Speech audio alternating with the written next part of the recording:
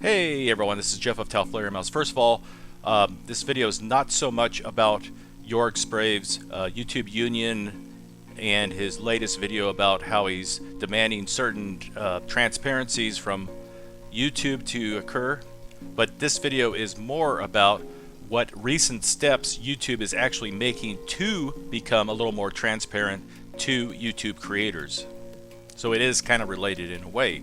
Now, just this week, I got this message when I was uploading my new video saying we are making changes to help you earn more revenue faster. That sounds really good, doesn't it? Now that certainly is an improvement over the last couple of years of earning less revenue and seeing a lot slower channel growth. I have asked a few other video creators if they have seen this message, and none of them even know what I'm talking about, so maybe I'm in an early pilot program for the Self-Certification program. Basically, now you can rate your own uploads against our ad-friendly content guidelines. The more accurate your ratings are, the more we can rely on your input when deciding which ads run on your videos. This process helps reduce errors from our automated reviews, so your videos get monetized accurately from the start and you can spend less time requesting additional reviews. Now, when I clicked on the link to learn more, it sent me to this page which explains the program in much more detail. I'll put the link in the description. Whether or not you have access to that link, I do not know, but give it a try anyway. Now, this year has been absolutely horrible as far as channels getting their videos demonetized. Not only are the video creators losing money, but YouTube is losing billions of dollars because of this really out of control demonetization. I imagine YouTube employees themselves have been absolutely swamped. They're probably working triple time in order to try to keep up on the review requests of millions of videos that have been demonetized. Now, I can bring you a little bit of good news. In the last 1 to 2 months, YouTube has really chilled out on demonetizing videos. In fact, in the last month, I only had one video demonetized, and when I clicked on the initial review, it was remonetized within hours. So that's the good news. But the bad news is, even though these videos are monetized, very few of our subscribers, 1 to 3% of them, are actually watching our videos. Is that because our videos just suck? Hey, that's subjective. You know, I can accept that, but only 1 to 3%, that's a very, very low number. Now, rarely will a video creator show you his AdSense report. I can only show you certain parts of it, but the numbers don't lie.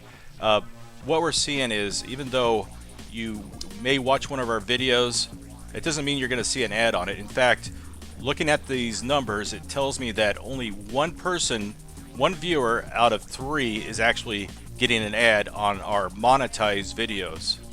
In other words, we're looking at the ratio between page views and impressions. So what the heck is a page view? A page view is what Google counts in your reports every time a user views a page displaying Google ads. We count one page view regardless of the number of ads displayed on that page. Yes, regardless of the number of ads displayed on that page. That includes 0 times, by the way. Now, what this all means is, out of over 100,000 page views, only 37,000 viewers actually saw ads. That's a big change. A few years ago, it was almost a 1-to-1 ratio. And again, I want to remind you, these are on monetized videos. You would expect to have an ad of some sort on every single page view, but obviously we're not. This has severely affected a lot of YouTube creators and run a lot of them out of business. Now let's get back to the self-certification program, and let me explain to you how that all works. Now, if you are qualified for this program, you should be able to see that blue message very prominent on top of the page. Now, it's my understanding that you can only do this while the video is uploading. Once the video is uploaded and processed, I believe it's too late. So pay attention and take care of this while it's uploading. Now, as you can see, I clicked on the monetization tab and it sent me to this message here telling you to self-rate your video. It's required, in fact. Okay, you have two options. You can provide answers to each question below, or if you think you have no issues with your video, you can just click the I certify this video is appropriate for all audiences tab. Now, even though they do give some examples of what they think is inappropriate, some of the questions are still kind of subjective, meaning what I think is appropriate may not be appropriate to somebody else. So you want to be truthful in your answers, but when they're kind of your opinion versus the YouTube reviewer's opinion, that could be a little tricky. Alright, the first question is inappropriate language or frequent use of strong profanity. Well, I think the worst cuss word we use is dang in our videos, so we could always click none for that. Now, to give YouTube some credit here, they're actually giving you some examples of what light profanity is versus strong profanity is, and whether or not that will get you monetized or put on limited or no ads, or of course completely demonetized. Alright, the next question is adult content, and we can always click none for that. There's not too much romancing and kissing on our channel, and again, YouTube's pretty transparent about how they classify certain things in videos like this. Question number 3, violence, showing hurt, damage, or injury. Now, in one of my recent videos, we blew up a SpongeBob toy and a Superman toy. We shot its leg off. So just to be on the safe side, I selected mild violence for that video. Now, in that case, I kind of had to think like maybe a YouTube reviewer would think, and you know, I don't think that destroying a toy is violent, but I could see how YouTube might think that way, so I just selected that to be on the safe side, and it does allow ads still.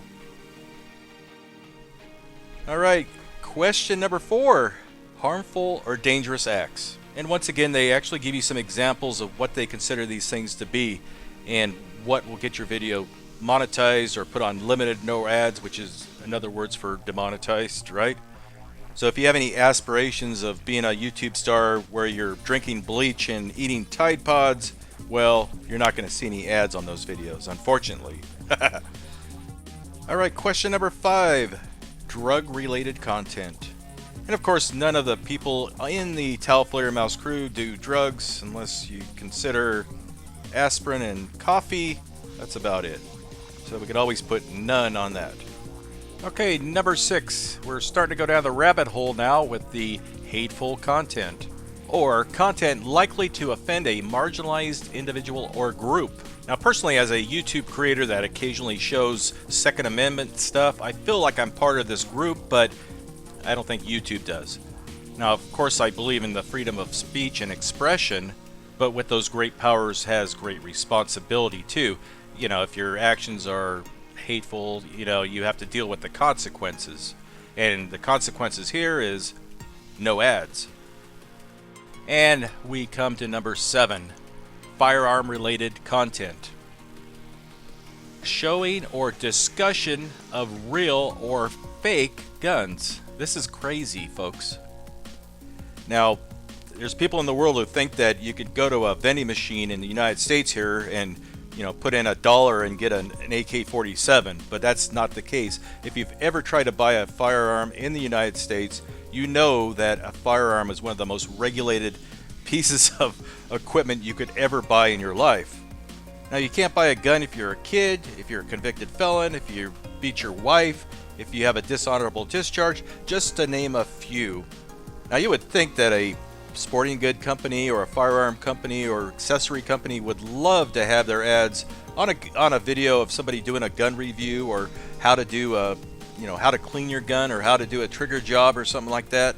Well, YouTube would rather deny monetization on those kinds of videos and become the kind of the gatekeeper of gun safety, instead of, you know, trusting the laws and hurdles and background checks that we all have to go through just to legally own a firearm.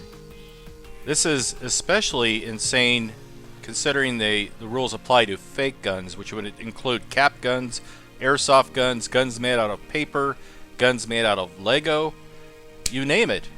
So if you've ever wondered in some of our experimental projectile videos why we don't talk about guns, or show the guns, this is exactly why.